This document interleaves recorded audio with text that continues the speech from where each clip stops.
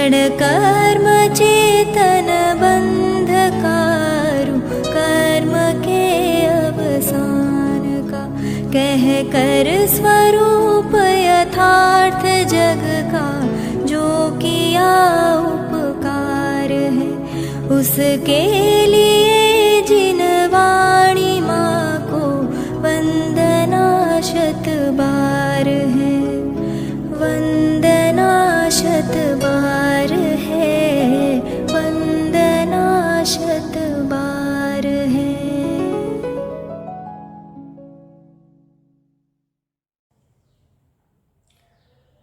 ओम नमः सिद्धेभ्यः, ओम नमः सिद्धेभ्यः, ओम नमः सिद्धेभ्यः।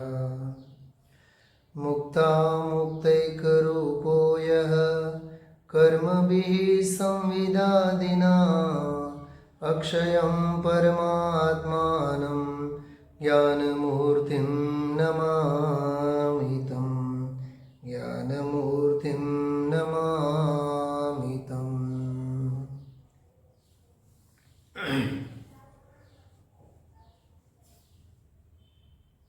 અષ્ટાનિકા મહાપર્વથી આપણે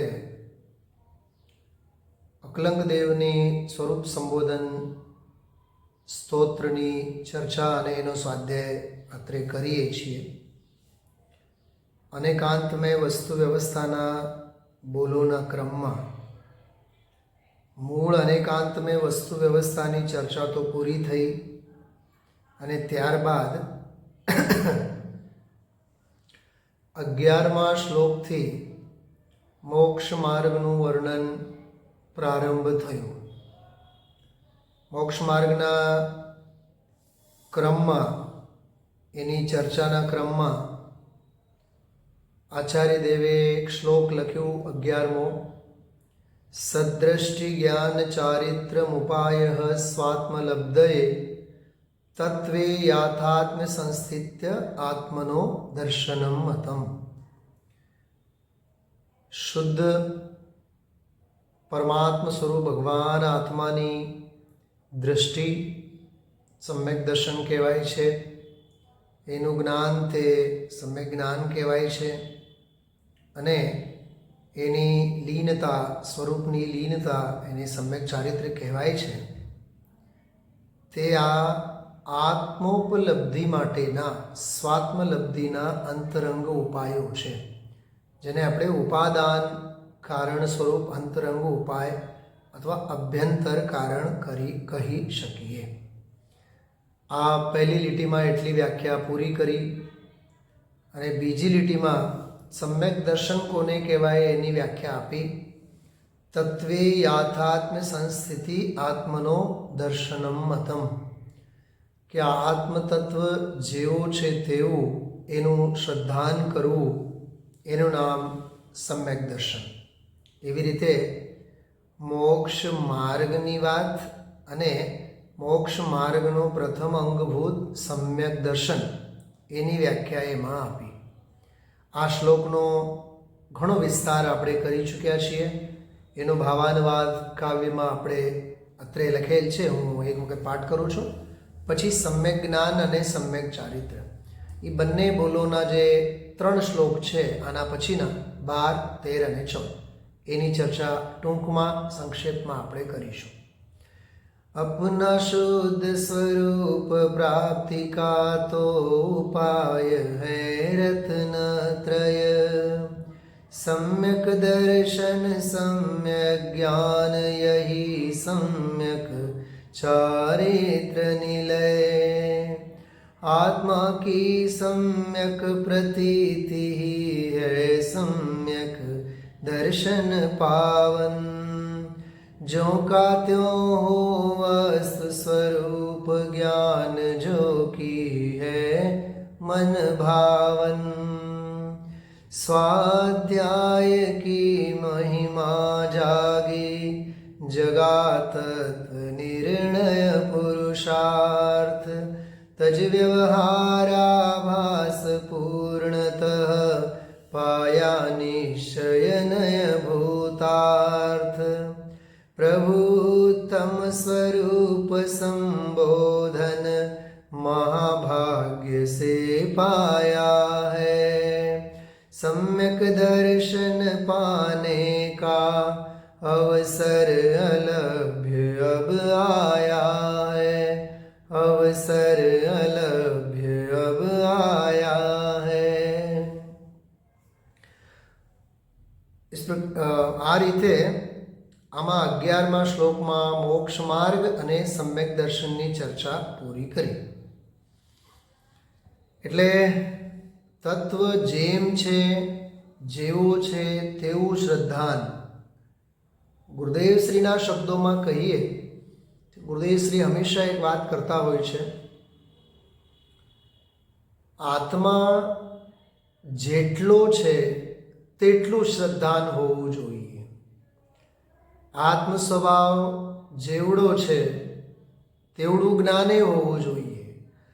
અને આત્મા જેટલો છે સર્વસ્વ રીતે એનામાં આપણી લીનતા હોવી જોઈએ. આ બહુ અદ્ભુત વ્યાખ્યા ગુરુદેવશ્રી આપતા હોય છે. એટલે આત્મ સ્વભાવ જેવો છે તેવો, એનું શ્રદ્ધાન, એનું જ્ઞાન અને એનું ચારિત્ર્ય, એની રમણતા હોવી જોઈએ. એના કરતાં રત્તીભર પણ ઓછી શ્રદ્ધા નહીં અને વધુ શ્રદ્ધાન નહીં. ઓછું જ્ઞાન નહીં, વધુ જ્ઞાન નહીં. જેવો છે તેવો, જેવડો છે તેવડો, જેટલો છે તેટલો. એટલે આ એક સ્વભાવ ભાવની મર્યાદાનું કથન છે. મૂળમાં તો આત્માની રુચિ, આત્માનું જ્ઞાન અને આત્માની રમણતા. એક ઓર આખું આત્મરામ અને બીજી ઓર આખું ગામ. તો આત્મરામ જે છે, જેને આત્મરામ કહેવાય, એનું શ્રદ્ધાન, જ્ઞાન અને ચારિત્ર્ય, એનું નામ જ મોક્ષ માર્ગ છે. તો આ 4 શ્લોકોમાં એ મોક્ષ માર્ગની ચર્ચા અત્રે ચાલે છે. રત્નગણ શ્રાવકાચારમાં તો એટલી સરસ વાત કરી. ત્યાં તો એવું લખ્યું છે કે સાચા દેવશાસ્ત્ર ગુરુનું શ્રદ્ધાન, એનું નામ સમ્યક દર્શન. શ્રદ્ધાનમ પરમાર્થાનામ આપતાગમ તપોવ્રતામ. એવી રીતે શ્લોકોમાં સાચા દેવ, ગુરુ અને ધર્મ, દેવશાસ્ત્ર ગુરુની શ્રદ્ધા, એનું નામ સમ્યક દર્શન. પુરુષાશુદ્ધિમાં 9 તત્વોની શ્રદ્ધા, એનું નામ સમ્યક દર્શન. અહીં કહે છે આત્મ સ્વભાવ જેવો છે તેવો એનું શ્રદ્ધાન કરવું, એનું નામ સમ્યક દર્શન. એટલે જિનાગમમાં જાત જાતના જુદા જુદા ગ્રંથોમાં મુખ્ય અને ગૌણતાથી સમ્યક્ત્વની બહુ વિસ્તારથી વ્યાખ્યાઓ આવે છે. તો આમાં પણ અત્યંત અર્થપૂર્ણ, અત્યંત મૂળ અધ્યાત્મને લગતી વ્યાખ્યાઓ બધી છે. તો સમ્યક દર્શનની તો વ્યાખ્યા આપણે આમાં સમજી ગયા છીએ. હવે સમ્યક જ્ઞાન અને સમ્યક ચારિત્ર્યની વ્યાખ્યાઓ સમજવા માટે આગળ વધી. 12મો શ્લોક છે સમ્યક જ્ઞાનની વ્યાખ્યા. એમાં યથાવદ વસ્તુ નિર્ણીતિ સમ્યક જ્ઞાનમ પ્રદીપવત તત્સ્વાર્થ વ્યવસાયાત્મ કથંચિત પ્રમિતે પૃથક.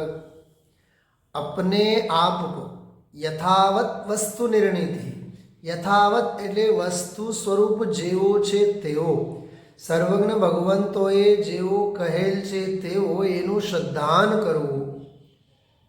એ અન્ય કે છે પોતાના આત્મ સ્વભાવને અને અન્ય પદાર્થોને. જો યથાવત વસ્તુ નિર્ણિતિ, સ્વવસ્તુ, સ્વભગવાનાત્મા અને પર પણ અનંત, જેને જેમ છે તેમ પ્રકાશિત કરવું, તે સમ્યક જ્ઞાન. દાખલો આપે છે સમ્યક જ્ઞાનમ પ્રદીપવત. દીવો, જેમ દીવો છે, દીપક છે, એ દીપક પોતાને પણ પ્રકાશિત કરે અને પરને પણ પ્રકાશિત કરે, એનું સ્વપર પ્રકાશક સ્વભાવ. ન્યાયના ગ્રંથોમાં પણ ઘટમ અહમ આત્મના વેદમી પ્રદીપવત એવા બધા સૂત્રો આવે છે, દીપકની માફક. અને અન્ય પદાર્થોનો નિર્ણય કરવો એટલે જાણવું, એનું નામ કહે છે સમ્યક જ્ઞાન છે.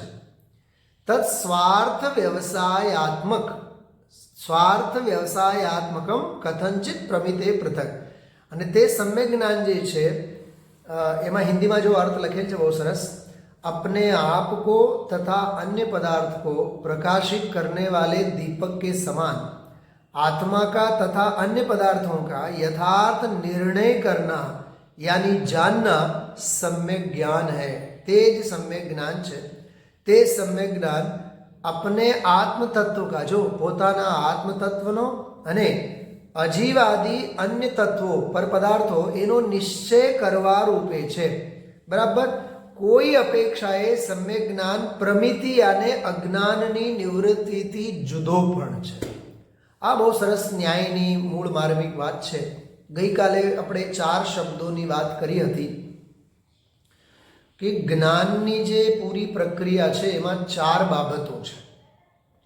એક તો જ્ઞાન જે જાણવાનું સાધન છે અને બીજો જ્ઞાનને સાધન બનાવીને જાણનારો એવો, બરાબર, એને જ્ઞાતા કહેવાય। જ્ઞાતા જ્ઞાન વડે જાણે, જાણે તે જ્ઞાતા, જાણનાર તે જ્ઞાતા, જાણનારો જ્ઞાતા જેના વડે જાણે છે તે જ્ઞાન સાધન, બરાબર। અને જ્ઞાતા જ્ઞાન વડે જેને જાણે છે, જેને જાણવામાં આવે છે તે જે પરવસ્તુ છે એને જ્ઞેય કહેવામાં આવે। 3 વસ્તુઓ થઈ। એક તો જાણનાર જ્ઞાતા, જાણનારો જેના વડે જાણે છે તે સાધન જ્ઞાન, અને જાણનારો જ્ઞાતા જ્ઞાન વડે જે જ્ઞેયને જે વસ્તુને જાણે છે તે જ્ઞેય, એટલે જ્ઞાનમાં જે જણાય, જ્ઞાનનો જે વિષય હોય એનું નામ જ્ઞેય। તો જ્ઞાતા જ્ઞાન જ્ઞેય 3 વસ્તુઓ થઈ। હવે જ્ઞાતા જાણનારો જ્ઞાન વડે એટલે સાધન વડે જે જ્ઞેયને જાણે છે એટલે કર્મ, જ્ઞેય જ્ઞેય એટલે કર્મ, તેને જાણે છે એના ફળમાં જે પ્રગટ થાય છે ચોથી વસ્તુ એનું નામ કહેવાય જ્ઞપ્તિ। જ્ઞાનના ફળને જ્ઞપ્તિ કહેવામાં આવે છે। બિલકુલ ન્યાયની મૂળ ભાષામાં આપણે વાત કરીએ તો જ્ઞાનનું ફળ, જ્ઞાનનું પ્રતિફળ એને જ્ઞપ્તિ કહેવામાં આવે। એ ક્યાંથી આવી કે જ્ઞાતા જ્ઞાન વડે જ્ઞેયને જાણ્યું, તો જાણ્યા બાદ એની હેયતા અંગે, એની ઉપાદેયતા અંગે કંઈક તો સમજાણું ને, જાણવામાં આવ્યું ને, વિશેષ કંઈક જ્ઞાન પ્રતિફલિત થયું ને, એનું નામ જ્ઞપ્તિ। તો જ્ઞાનના ફળને જ્ઞપ્તિ કહેવામાં આવે છે। તો 4 વસ્તુઓ થઈ: જ્ઞાતા, જ્ઞાન, જ્ઞેય અને જ્ઞપ્તિ। જ્ઞાતા, જ્ઞાન, જ્ઞેય અને જ્ઞપ્તિ। એને બીજા શબ્દોમાં કહીએ, જ્ઞાતા એટલે પ્રમાતા, પ્રમાણ કરનાર, પ્રમાતા એટલે જ્ઞાતા। જ્ઞાન એટલે પ્રમાણ। જો એક એક શબ્દોની સામે બીજા શબ્દો મૂકીએ આપણે, જ્ઞાતા એટલે પ્રમાતા, જ્ઞાન એટલે પ્રમાણ, જ્ઞેય એટલે પ્રમેય, જો પ્રમેય એટલે જ્ઞેય, જ્ઞેય એટલે પ્રમેય, અને જ્ઞપ્તિ કીધું હતું જ્ઞાનના ફળને, તો અહીંયા પ્રમાતા પ્રમાણ વડે પ્રમેયને જાણે છે।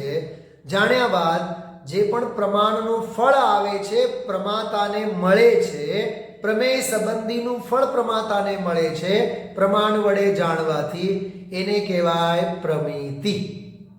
ખ્યાલમાં આવ્યો? પ્રમિતિ કહો કે જ્ઞપ્તિ કહો એક જ વાત છે। આ ન્યાયની ઠોસ ચર્ચા છે।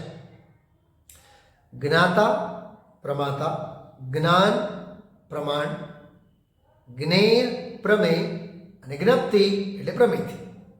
તો જ્ઞાતા જ્ઞાન વડે જ્ઞેયને જાણે છે, એના ફળમાં જે મળે છે એને જ્ઞપ્તિ કહેવાય। તો પ્રમાતા પ્રમાણ વડે પ્રમેયને જાણ્યા બાદ જે ફળ મળે છે એનું નામ પ્રમિતિ। તો પ્રમાણ વડે પ્રમાતા જાણ્યા બાદ કોને જાણ્યું? પ્રમેયને જાણ્યું। તો પ્રમેયને જાણ્યા બાદ એ હે છે, ઉપાદેય છે, કે એની સહજ ઉપેક્ષા કરવા જેવી છે, એ જે જ્ઞાનનું પ્રતિફળ મળ્યું એનું નામ જ્ઞપ્તિ, એનું નામ પ્રમિતિ। આ ન્યાયની મૂળ ચર્ચા છે। આ 4 શબ્દોના અર્થ જ્યાં સુધી નહીં સમજાય, જ્યાં સુધી આ ચારેય વચ્ચેના સંબંધો ખ્યાલમાં નહીં આવે, ત્યાં સુધી પ્રમાણે નહીં સમજાય, પ્રામાણ્ય નહીં સમજાય, પ્રમાણનું ફળ પણ નહીં સમજાય। એટલે પરીક્ષામુખ જેવા ગ્રંથોમાં પ્રમાણ, પ્રમાણના ભેદ પ્રભેદો, પ્રમાણનો વિષય, પ્રમાણનો ફળ અને પ્રમાણાભાસ એવી રીતે બધા વિષયો આવે છે. પ્રમાણ એ સમ્યક જ્ઞાનમ પ્રમાણ, પહેલા પ્રમાણ, પછી પ્રમાણના બે ભેદો કરવામાં આવે, એક પ્રત્યક્ષ પ્રમાણ, એક પરોક્ષ પ્રમાણ. તો પ્રમાણ, પ્રત્યક્ષ પ્રમાણ, પરોક્ષ પ્રમાણ, આ વસ્તુ થઈ 3. પછી પ્રમાણના ભેદ પ્રભેદો, આ ભેદ પ્રભેદો બેમાં આવ્યા, પ્રત્યક્ષ અને પરોક્ષમાં. હવે પ્રમાણનો વિષય, ચોથો પ્રમાણનો વિષય, પછી પ્રમાણનું ફળ, અને છઠ્ઠો એક વિષય આવે પ્રમાણાભાસ. પ્રમાણાભાસમાં પ્રમાણના જેટલા જે અંગ છે, સાધન, સાધ્ય, પ્રમેય, પ્રત્યક્ષ, પરોક્ષ, સ્મૃતિ, પ્રત્યવિજ્ઞાન, તર્ક, અનુમાન, આગમ, દરેકે દરેકના આભાસવાળા એટલે મિથ્યા પ્રકરણો પણ આવે છે. આ પરીક્ષામુખના 6 સમુદ્દેશમાં 6 પ્રકરણોમાં આવી રીતે 6 જુદા જુદા પ્રકરણો છે. એમાં 300 350 સૂત્રો બધા આવી ગયા. આ પ્રમાણનું મુખ્ય બંધારણ છે. આ જ્ઞાન અંગેનો આખો જેને કહીએ આપણે શાસ્ત્રીય ક્લાસિકલ વિષય છે. તો આ ખ્યાલમાં આપણને હોવો જોઈએ. આમાં એ વાત ચાલે છે કે સમ્યક જ્ઞાન જેને પ્રમાણ કહેવામાં આવે છે, એ પ્રમાણનું જે ફળ છે, એટલે હે ને હે રૂપે જાણવું, પ્રમાણને પ્રમાણ રૂપે જાણવું, બરોબર, અને જેની સહજ ઉપેક્ષા કરવા જેવી છે એની ઉપેક્ષા કરવાની, જેના પ્રત્યે રાગે નહીં અને દ્વેષે નહીં. તો એવો જે ફળ છે, જે જ્ઞાનનું ફળ છે, એ જ્ઞાન સમ્યક જ્ઞાનથી જુદો છે, ભિન્ન રૂપે છે કે અભિન્ન રૂપે છે, એની આમાં મીમાંસા છે. આટલી જ સાંકેતિક ભાષામાં વાત કરી છે. તો આમાં કહે છે કોઈ અપેક્ષાએ સમ્યક જ્ઞાન પ્રમિતિ, પ્રમિતિ એટલે જો લખ્યું છે અજ્ઞાનની નિવૃત્તિ, કીધું ને મેં કે અજ્ઞાનની નિવૃત્તિ થવી જોઈએ અને જ્ઞાનનું સંપાદન થવું જોઈએ, હે રૂપે જાણવામાં આવવું જોઈએ, ઉપાદેય રૂપે જાણવામાં આવવું જોઈએ. એવું જે જાણવામાં આવતું જે નવું જ્ઞાન છે, જ્ઞાનનું જેને ફળ કહીએ, એને પ્રમિતિ કહેવામાં આવે છે. એટલી આમાં મૂળ ચર્ચા કરવામાં આવી છે. તો કહે છે કોઈ અપેક્ષાએ ભિન્ન પણ છે, કોઈ અપેક્ષાએ અભિન્ન પણ છે. હવે આનું જે કાવ્ય છે હું કાવ્યનો પાઠ કરું છું, સાંભળો. સ્વપર પ્રકાશક દીપ સમાન આત્મા કા હૈ જ્ઞાન મહાન. જો સ્વપર પ્રકાશક કીધું ને, સ્વપર પ્રકાશક દીપ સમાન આત્મા કા હૈ જ્ઞાન મહાન. આપણે નાટક સમયસારમાંથી ગુરુદેવશ્રી હંમેશા સંભળાવે છે આપણને, સ્વપર પ્રકાશક શક્તિ હમારી તાતે ભેદ બ્રહ્મ ભારી. સ્વપર પ્રકાશક શક્તિ હમારી નિજ રૂપા પર રૂપા ભાસી. આ જે કાવ્ય નાટક સમયસારનો ગુરુદેવશ્રી સંભળાવતા હોય છે, બિલકુલ એવી જ વાત છે. આ સ્વપર પ્રકાશક દીપ સમાન, દીપક સમાન છે, આત્મા કા હૈ જ્ઞાન મહાન, પર પદાર્થ કા જ્ઞાન ઉભય કહેલાતા હૈ સમ્યક જ્ઞાન. आत्म तत्व और अजीव तत्व का रूप जानना भली प्रकार. जो जीव तत्व એને આત્મ તત્વ કીધું, અને આત્મ તત્વ સિવાય જે જેટલા જે બધા જે અજીવ દ્રવ્યો છે એમને અજીવ તત્વ કીધા, બરાબર. અને જીવ તત્વમાં આમ જુઓ તો પર અનંતા જીવો પણ આવે, પણ મૂળમાં તો બે જ વસ્તુ છે ને, જીવ અને અજીવ, જીવ અને અજીવ પદાર્થ. તો જીવ અને અજીવ પદાર્થનું જે યથાર્થ જ્ઞાન થવું જોઈએ એની વાત છે. આત્મ તત્વ અજીવ તત્વ કા રૂપ જાનના ભલી પ્રકાર, સમ્ય જ્ઞાન પ્રમિતિ રૂપી અજ્ઞાન નિવૃત્તિ હૈ સુખકાર. આ બહુ અદ્ભુત વાત છે. જ્ઞાન જાણ્યું ક્યારે કહેવાય, ભેદ જ્ઞાન થયું ક્યારે કહેવાય, કે અજ્ઞાનની નિવૃત્તિ થવી જોઈએ. આપણે એમ કહીએ ને કે સામે દીવો છે, આગ છે, આગમાં આંગળા નાખશો તો આંગળાઓ દાઝી ઉઠશે. ખબર છે આપણને. ક્યારે ખબર છે એમ કહેવાય? જ્યારે એમાંથી આંગળા નાખવાથી નિવૃત્ત થઈએ ત્યારે. સમજાય છે? એવી જ રીતે આવી ઘણી બધી બાબતો આપણે સમજવી. 5 પાપ ભાવમાં રૂલાવનારા પરિણામો છે, ભાવ ભ્રમણ કરાવનારા પરિણામો છે, દુઃખદાયી પરિણામો છે. એવું આપણે સાચું જાણ્યું ક્યારે કહેવાય? જ્યારે પાપોથી નિવૃત્ત થયા ત્યારે કહેવાય. ખોટું છે એવું આપણે જાણ્યું ક્યારે કહેવાય? જ્યારે ખોટી બાબતોથી આપણે નિવૃત્ત થયા ત્યારે કહેવાય. તો વિષય, ભોગ, કષાય, પાપ, વ્યસન એ બધા અજ્ઞાન છે અને દુઃખદાયી છે એવું આપણે જાણ્યું ક્યારે કહેવાય? જ્યારે તેનાથી નિવૃત્ત થઈએ ત્યારે કહેવાય. જ્યાં સુધી એનાથી નિવૃત્ત નથી ત્યાં સુધી એને જાણ્યું નહીં જાણ્યું બધું સરખું છે. એટલે આમાં કહે છે અજ્ઞાનની નિવૃત્તિ થવી જોઈએ ત્યારે જ જ્ઞાન પ્રગટ થયું એમ કહેવાય. આ પણ હજી નાસ્તિપરક છે. અજ્ઞાનની નિવૃત્તિ અને પોતાનો સ્વરૂપનું ગ્રહણ. આ બહુ અદ્ભુત પ્રમાણનું ફળ ન્યાયના ગ્રંથોમાં આવેલ છે. અજ્ઞાનની નિવૃત્તિ થવી જ જોઈએ અને સ્વનું ઉપાદાન એટલે ગ્રહણ થવું જ જોઈએ. સ્વનું ગ્રહણ અને વિષય ભોગો આદિ પરનું અજ્ઞાનની નિવૃત્તિ જ્યાં સુધી ન થાય ત્યાં સુધી સ્વરૂપનું ગ્રહણ થયું કહેવામાં જ નહીં આવે. ત્યારે જ એને જ્ઞાન કહેવાય. જેમ આપણે કહીએ ને જ્ઞાનનો ઉદય, જ્ઞાન સૂર્યનો ઉદય આપણે એમ કહીએ. તો સૂરજનો ઉદય ક્યારે થયો કહેવાય? કે ઉદય થતા 2 કામ થાય. એક તો પ્રકાશ ફેલાય અને બીજો અંધકાર ઊભું ન રહે. એટલે અજ્ઞાન અંધકાર છટવું જોઈએ, દૂર હટવું જોઈએ અને જ્ઞાન ઉજાગર એટલે પ્રકાશ ઉજાગર થવો જોઈએ. એમ સમ્યક જ્ઞાન રૂપી સૂર્યનો ઉદય થયો ક્યારે કહેવાય? જ્યારે અજ્ઞાન ઊભું ન રહે અને જ્ઞાન ઉદિત થયા વિના ન રહે. એવી રીતે અસ્થિ નાસ્તિ બેઉ આમાં બોલ આપણે લેવાના. તો આપણા જીવનમાં આપણે તત્વ જાણ્યું ક્યારે કહેવાય? આપણને વાત સમજમાં આવી ક્યારે કહેવાય? ભાઈ તત્સંબંધી અજ્ઞાન હટવું જોઈએ. બરાબર? इस स्वरूप संबोधन पढ़ने का फल है सम्यक श्रद्धान, ज्ञान ध्यान वैराग्य तपस्या का फल है निर्जरा महान.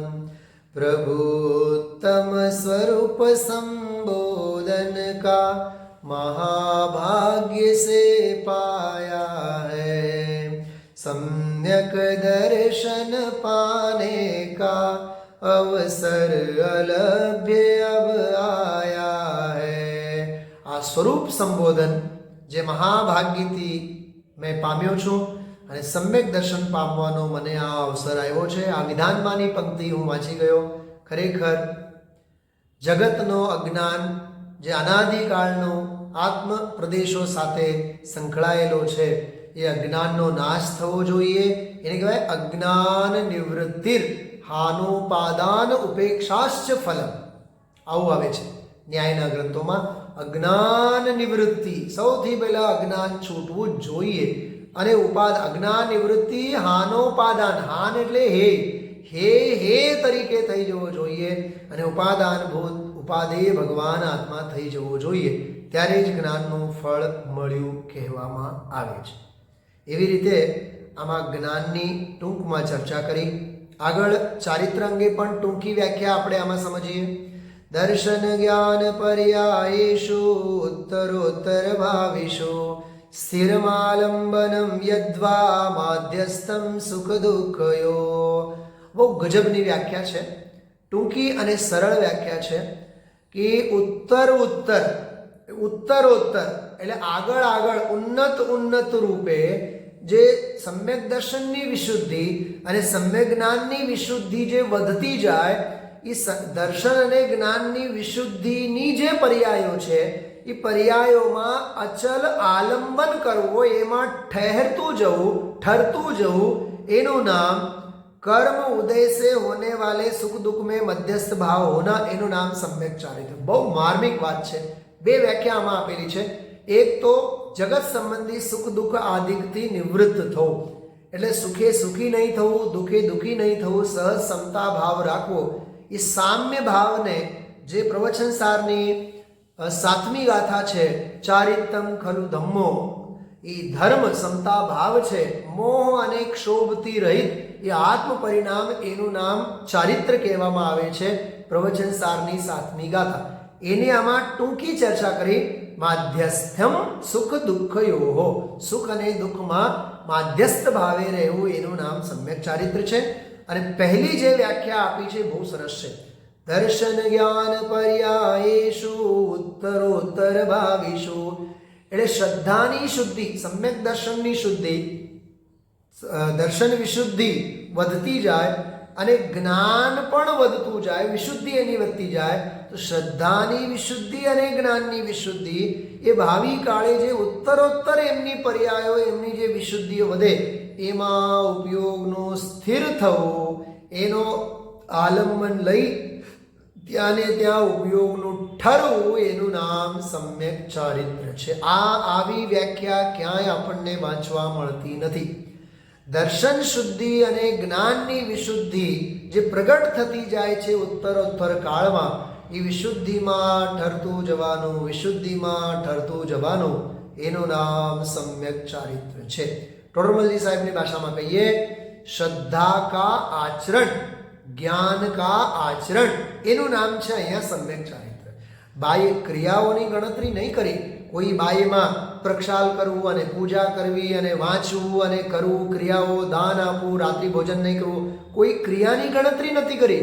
પણ શ્રદ્ધાની વિશુદ્ધિ અને જ્ઞાન, ભેદ જ્ઞાનની વિશુદ્ધિ જેમ જેમ વધતી જાય, એ વિશુદ્ધિની ઊંડી ગુફામાં ઠરતું જવાનું, ઠરતું જવાનું, ઠરતું જવાનું, એનું નામ જ્ઞાનનું વિજ્ઞાન ઘન થવું, એનું નામ હકીકતમાં ચારિત્ર છે. આ અલૌકિક ચારિત્રની વ્યાખ્યા અન્યત્ર ક્યાંય આપણને વાંચવા મળતી નથી. और वह सम्यक चारित्र, બીજી એની પરિભાષા આપી મેં જેમ કીધું પ્રવચન સારની 7મી ગાથાની અપેક્ષાએ સમભાવે, શાંત ભાવે રહેવું, એનું નામ માધ્યસ્થ ભાવ એ ચારિત્ર છે. એને સામ્ય ભાવ પણ કહેવાય, માધ્યસ્થ ભાવ પણ કહેવાય, મોહ અને ક્ષોભથી રહિત પણ કહેવામાં આવે છે. પરિણામ उत्तरोत्तर होने वाली दर्शन ज्ञान रूप पर्याय, उसमें स्थिर हो तथा चल हो, आलंबन करना सुखदाय.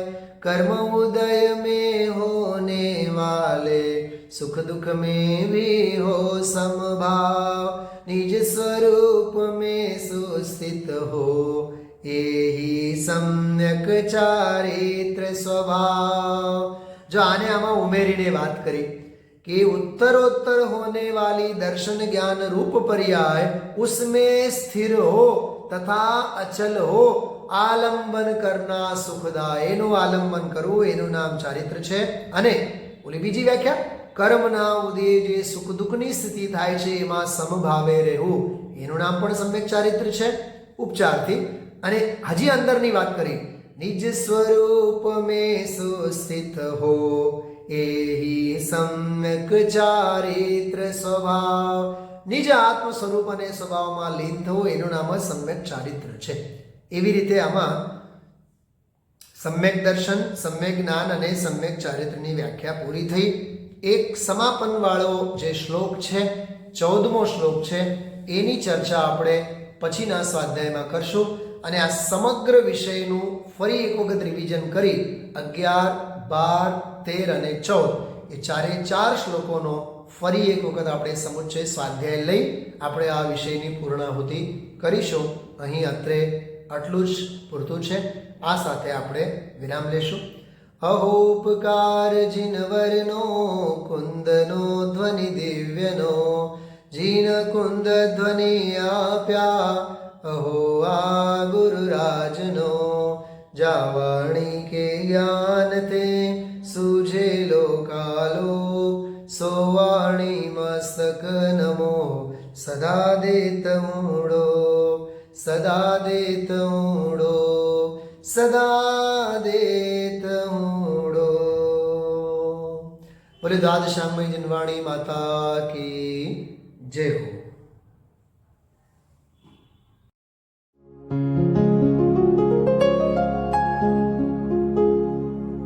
निज निधि निज में बताए, यह अनंत उपकार है उसके लिए जिन वाणी माँ को वंदना शत बार है, वंदना शत बार है, वंदना शत बार।